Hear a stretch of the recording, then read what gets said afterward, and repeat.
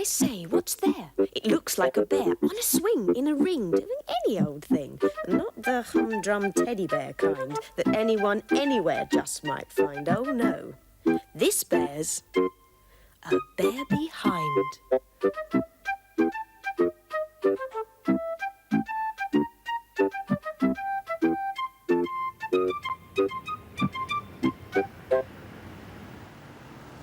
I've got this aunt who comes to stay, who always moans and groans about the town and how it pulls you down. And what a pity, pity, pity that all of us children have to live in the city. She's always going on about there's nothing like the country, nothing like the clean, fresh air. Now is there? I feel sorry for them, I really do, don't you?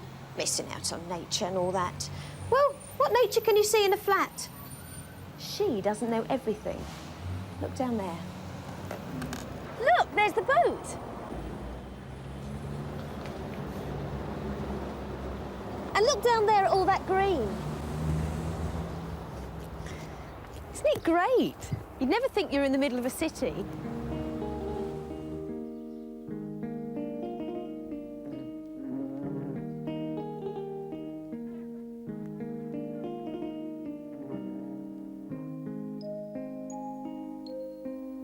How did you get here, weed?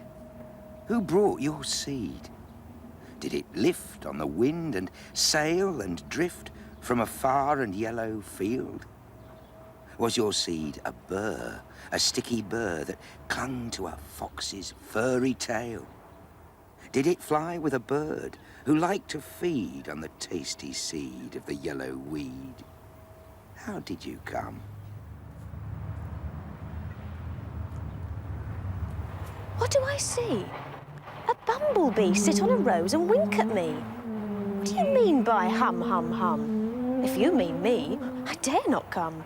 I say, why do bumblebees hum? I don't know, why do bumblebees hum? Because they've forgotten the words. Ha ha ha ha. Hello? Hello. What are you doing? Pond dipping. Pond dipping? What does that mean? What are you catching? A lot of little insects. Oh yeah, look, what's that? Water pikemen. Oh, look at all the thousands of them, aren't there? Put it in again, see what else you can get out. I'm just going to put Boz down, he's getting heavy.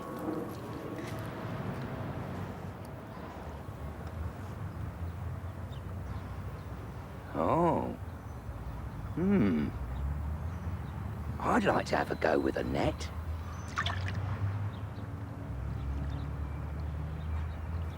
No, that's not too brilliant. Ugh.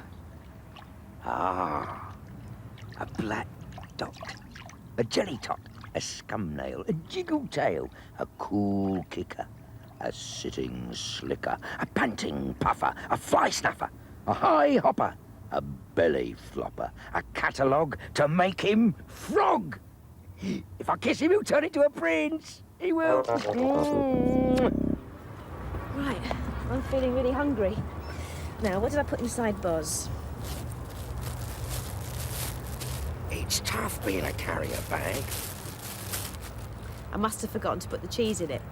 Never mind, I'll give it to the ducks.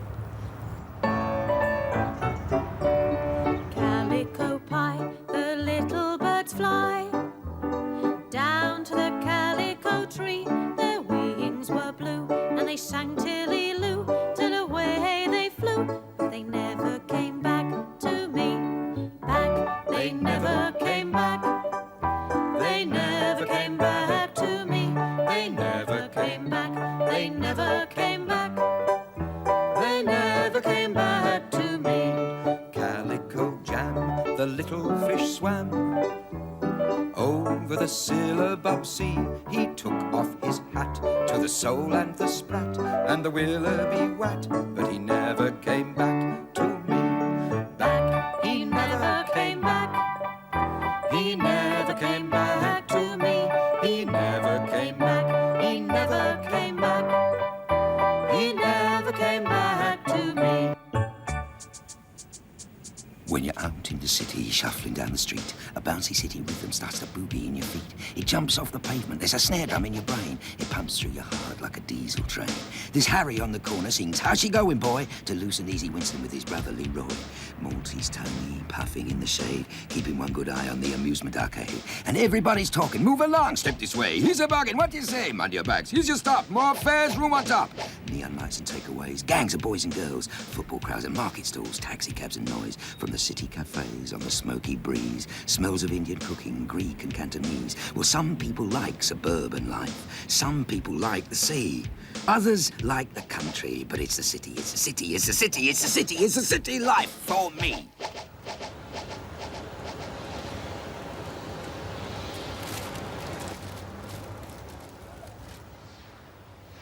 A line below a bridge. Reflections blue. The gasworks at your back. A barge in view, with not too many friends and not too few. A town canal is just the thing for you. Mountains of junk below the surface hide. The grimy locks control a man-made tide. A town canal, with anglers by its side. Look up there! Here is the train to Glasgow. Here is the driver, Mr. MacIver, who drove the train to Glasgow. Here is the guard from Donnybristle, who waved his flag and blew his whistle to tell the driver, Mr. MacIver, to start the train to Glasgow. Here is a boy called Donald McBrain, who came to the station to catch the train, but saw the guard from Donnybristle wave his flag and blow his whistle to tell the driver, Mr. MacIver, to start the train to Glasgow. Here is the guard, a kindly man who, at the last moment, hauled into the van that fortunate boy called Donald McBrain, who came to the station to catch the train, but saw the guard from Donnybristle wave his flag and blow his whistle to tell the driver, Mr. MacIver, to start the train to Glasgow.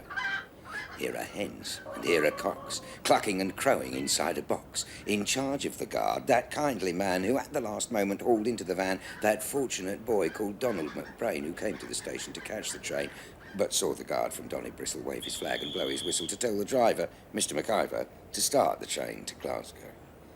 Here is the train. It gave a jolt, which loosened a catch and loosened a bolt, and let out the hens and let out the cocks, clucking and crowing out of their box, in charge of the guard, that kindly man who at the last moment hauled into the van that fortunate boy called Donald McBrain, who came to the station to catch the train, but saw the guard from Donnybristle wave his flag and blow his whistle to tell the driver, Mr. MacIver, to start the train to Glasgow. The guard chased a hen, and missing it, fell. The hens were all squawking, the cocks were as well, and unless you were there, you hadn't a notion the flurry, the fuss, the noise and commotion caused by the train, which gave a jolt and loosened a catch and loosened a bolt, and let out the hens and let out the cocks, clucking and crowing out of their box, in charge of the guard, that kindly man who at the last moment hauled into the van that fortunate boy called Donald McBrain, who came to the station to catch the train to Glasgow. Now Donald was quick and Donald was neat and Donald was nimble on his feet. He caught the hens and he caught the cocks and he put them back in their great big box. The guard was pleased as pleased could be and invited Donald to come to tea on Saturday at Donnybristle, and let him blow his lovely whistle, and said in all his life he's never seen a boy so quick and clever, and so did the driver, Mr. MacIver, who drove the train to Glasgow. There was an old woman of Ryde who ate some green apples and died. Inside the lamented, the apples fermented, making cider inside. I don't know about the apples being inside her. Her apples are usually inside mine. I better be going. Poor old Bridie's been waiting. Oh, Bridie. Was I away very long?